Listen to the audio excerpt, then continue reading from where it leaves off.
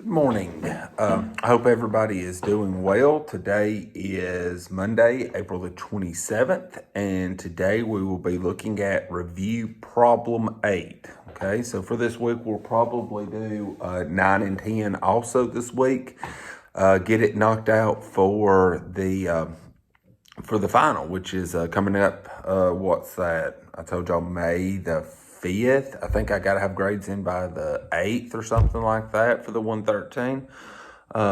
So it's somewhere around May the 5th. I know that's what I told y'all, and I'll sit down and look at that a little bit more this weekend. But anyways, I hope to be completely finished with the review and make the test available next week, and you can take it at some point. Okay. So anyways, that's kind of the plan. So this will be the last week of review problems. Okay. And today, like I said, we're going to look at review problem 8, and this is a little bit different. Okay. It's not going to be very difficult. You're going to be able to figure it out. If I was in class, we would look at this. We'd go in a lot more details and talk about one-to-one functions and horizontal line test, and would do a lot of different things. But for this scenario, I'm just going to show you how to solve it. Okay, and we're just going to look at sine inverses. Okay.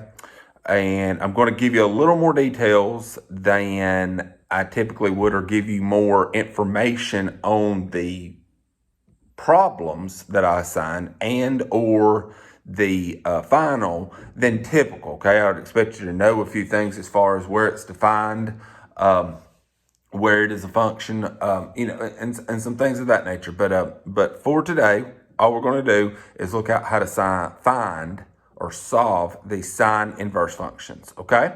Now I'm going to connect it back to exactly what we've been doing. So you're going to be fine with that. You're going to understand several of the concepts, but it's the last concept that you may struggle with just a little bit, and we'll work through getting that figured out. I don't think you will, but I'm going to tell you, hey, this is where our answers can lie. Okay. And here's what we're going to do. All right. So it says find the exact value, all right? And it says sine inverse -1, okay? Now, here's the key. Here's the main thing I want you to know. When I'm talking about sine inverse, okay, sine -1, these buttons up here, remember the blue buttons that we hit, we have to access them with the blue button here. We use those when we're finding angles. Remember, I've said that 1,000 times. We use the regular sine, cosine, and tangent when we're finding sides or whatever. And we use the sine inverse, sine -1, when we are finding angles. So that's what we're going to be doing today. And we're going to be finding our angles in radian measure. And here's the kicker. Okay, here's the only thing that's a little bit different. I'm telling you, and all we're looking at is sine, because cosine's defined differently. Tangent's defined the same, but cosine is defined differently. We're not going to deal with cosine.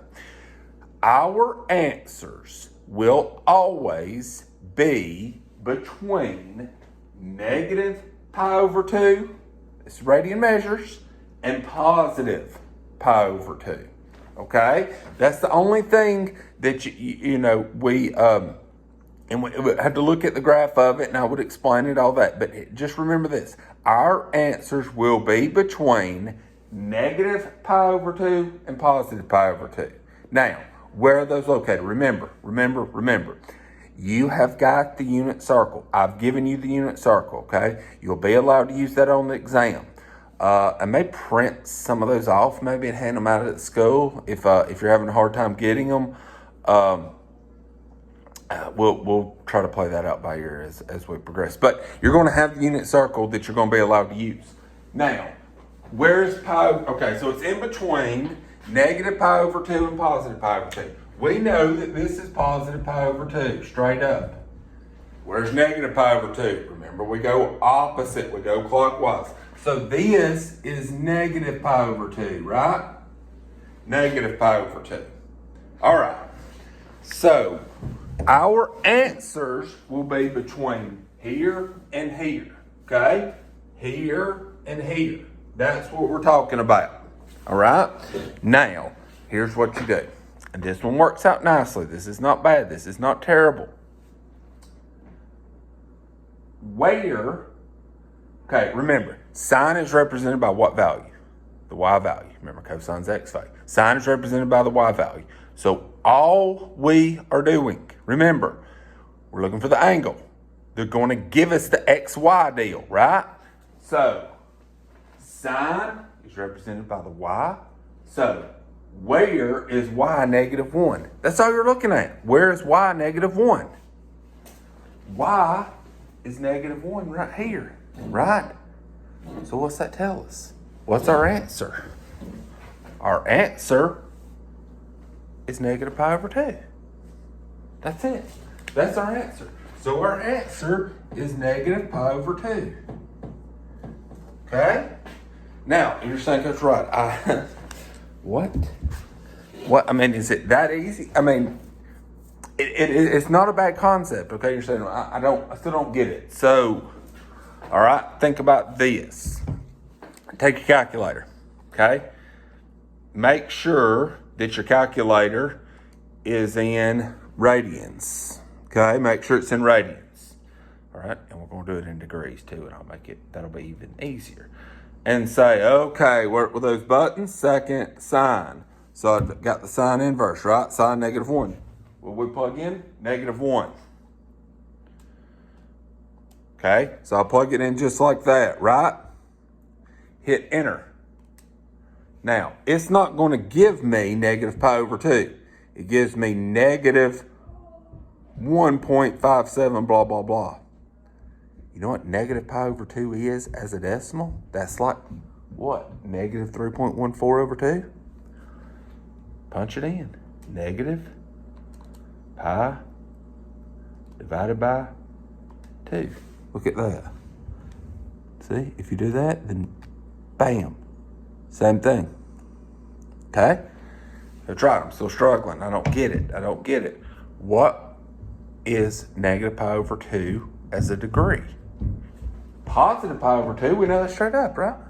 It's 90 degrees. So negative pi over 2 is what? Negative 90 degrees. So it's not going, your answer, your multiple choice is not going to be in degrees. But if you did change your mode to degrees, right? If we change the mode to degrees and we went second sine negative 1, plug it in like that. If we hit enter, we should get out negative 90. Bam, negative 90. Okay? So that's another way you can check it. Okay? I mean, it's a little bit of a, kind of a shortcut, maybe not the best way, not the way I'd explain it in class necessarily, but that's another way to look at it, okay? So again, we're only going to be dealing with sine, and the answers are always going to be in between negative pi over 2 and pi over 2. Again, that's negative 90 and positive 90 if it was in degrees, but on the exam it's not going to be. And that's how we'll solve them. So when I get back, we'll look at another one.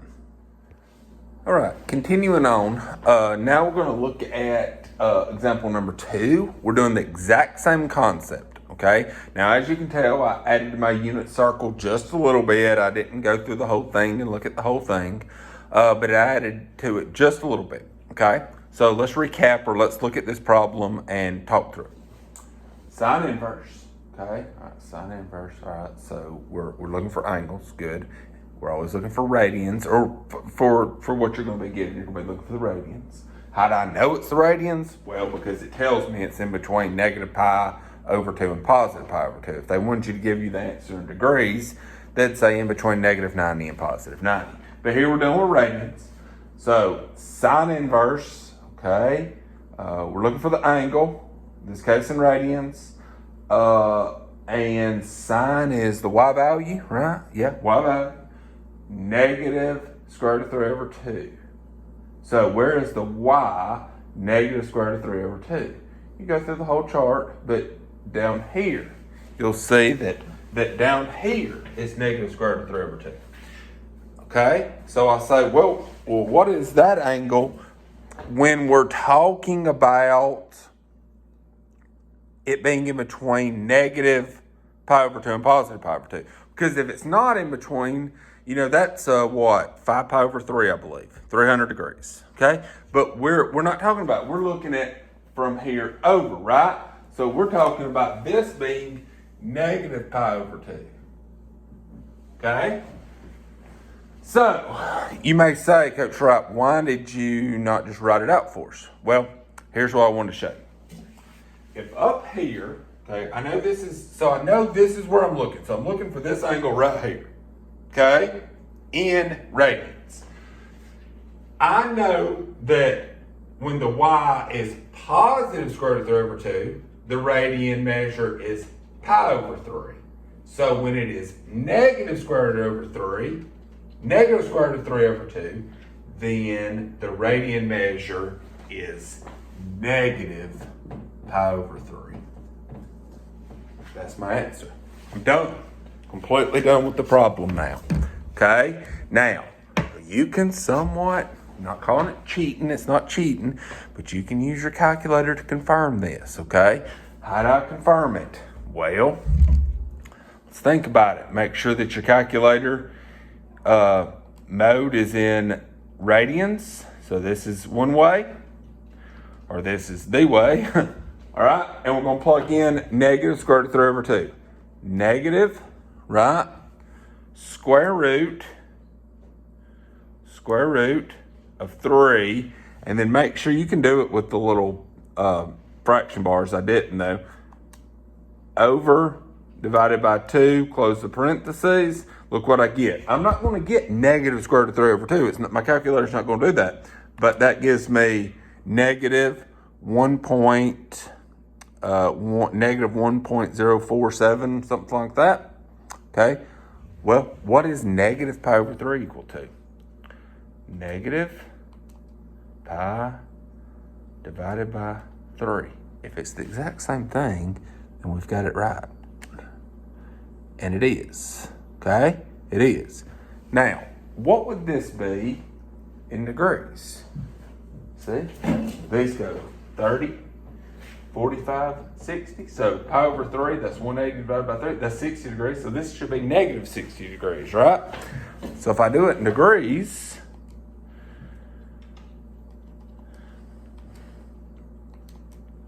I go, sine inverse, second sine, negative square root of 3, divided by 2, close that, enter, negative 60, bam, that's it, okay, that's your answer. So all you're doing and what you're looking at today is your answers will always be in between negative pi over 2 and positive pi over 2. I'm going to leave everything in radians. I'm not. If I want your answers in degrees, would be negative 90, positive 90. Okay, but it's always going to be in radians. So negative pi over 2 to positive pi over 2. We're only going to deal with sine. Sine is always the y value. So look on the unit circle. Where is y? Whatever it asks you. Whatever's in parentheses. Okay, and then go down. Where's the angle? Bam. That's your answer. Okay? So, anyways. All right. So, that's example 8. We'll do example 9. I think example 9 is actually a graph of the sine or cosine function. So, that'll be our next lesson. Okay? So, anyways, hope everybody's staying safe. And like I said, I appreciate y'all working hard. And I will see you next time.